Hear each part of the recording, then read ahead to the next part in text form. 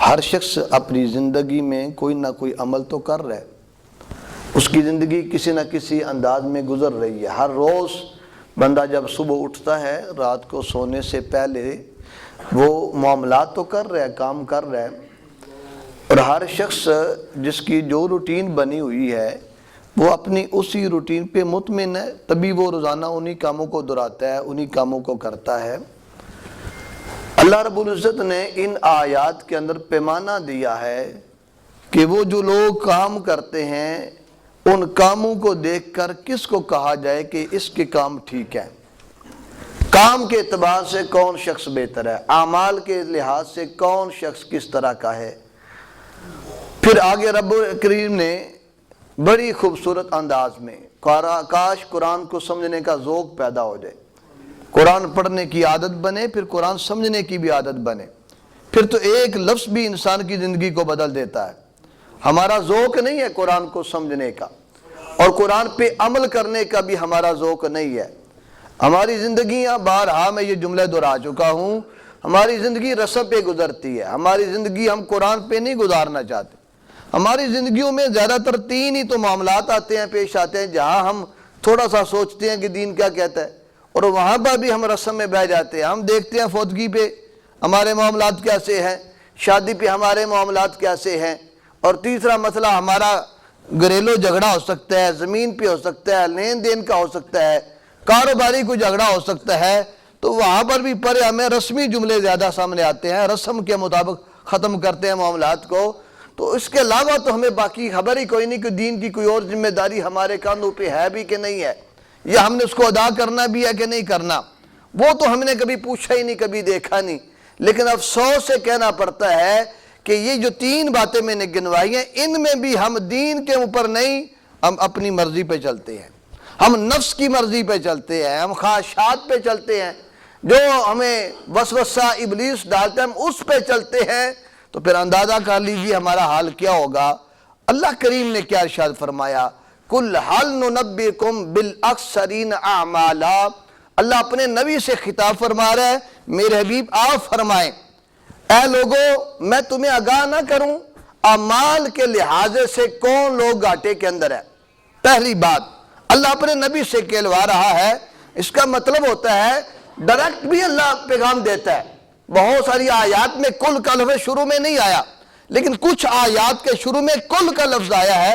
علماء کہتے ہیں کل کے لفظ کے سے دو باتیں جو واضح اللہ بیان کرنا چاہتا ہے۔ ایک تو یہ بتانا چاہتا ہے رب کریم کہ میں نے اپنے بندوں کے درمیان واسطہ رکھا ہے، میں ڈائریکٹ بندوں سے خطاب نہیں کرتا، میں نے بندوں اور اپنے درمیان واسطہ اپنے محبوب کی ذات کو رکھا ہوا ہے۔ میرے تک تم نے آنا ہے تو محبوب کے ذریعے آنا ہے، میں بھی تم سے کلام کرتا ہوں تو نبی کے ذریعے کرتا ہوں، جو نبی کے واسطے کو چھوڑ کر میری طرف آئے گا، رب فرماتا ہے گویا ایسا شخص قابل قبول نہیں ہوگا، اللہ اس کو قبول کرے گا جو مصطفیٰ کا ہو کے خدا کی بارگاہ میں جائے گا۔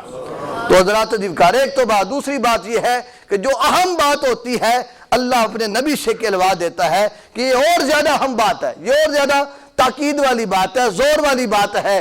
تو یہاں کل کا لفظ ذکر فرمایا، پھر کہا حبیب آپ کہیں ان سے اے لوگوں میں تمہیں بتاؤں اعمال کے اعتبار سے گھاٹے میں کون ہے۔ فرمایا حل ننبئکم بالاخسرین اعمالا۔ اب جو رب بتائے اعمال کے لحاظ سے گھاٹے میں کون ہے اس میں کوئی شک نہیں رہ جاتا۔ میں سمجھتا ہوں میں اچھا عمل کر رہا ہوں، حاجی صاحب سمجھے گا میں اچھا عمل کر رہا ہوں، یہ شخص سمجھے گا میں اچھا کر رہا ہوں۔ آئینہ جو رب کہتا ہے اس بات پہ ذرا کان دھریے گا۔ اللہ کریم کیا ارشاد فرماتا ہے، فرمایا الذین ضل سعیہم فی الحیات الدنیا۔ فرمایا وہ لوگ اعمال کے اعتبار سے گھاٹے میں ہیں جن کی زندگی کی ساری جد و جہد اس دنیا کو سنوارنے میں لگی ہوئی ہے۔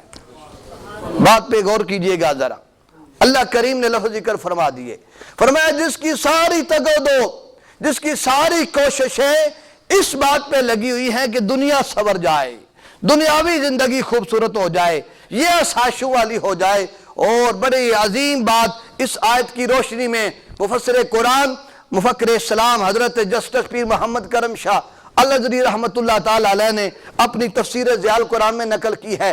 آپ ارشاد فرماتے ہیں کون بندہ ہے جس کی ساری کوششیں دنیا کے اندر لگی ہوئی ہیں، دنیا کو سنوارنے میں لگی ہوئی ہیں، تین باتیں آپ نے شاہ فرمائی. فرمایا وہ بندہ جس کی زندگی کی کوشش صرف اسی بات پہ لگی ہوئی ہے کہ زیادہ سے زیادہ دولت اکٹھی کر لوں. پہلی بات، پہلی علامت، وہ سمجھے کہ میری کوششیں وہ ہیں جو گھاٹے والی ہیں.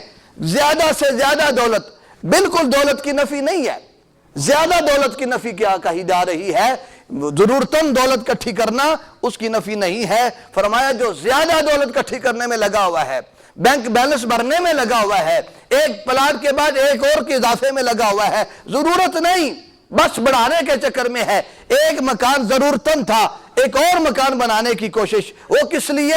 فرمایا زیادہ کے زیادہ دولت اکٹھی کرنے میں لگا ہوا ہے. فرمایا وہ شخص سمجھے اعمال کے اعتبار سے گھاٹے کے اندر ہے. دوسری بات ارشاد فرمائی، فرمایا جس کی ساری زندگی کی تگ و دو مکانات محلات تعمیر کرنے میں لگی ہوئی ہے.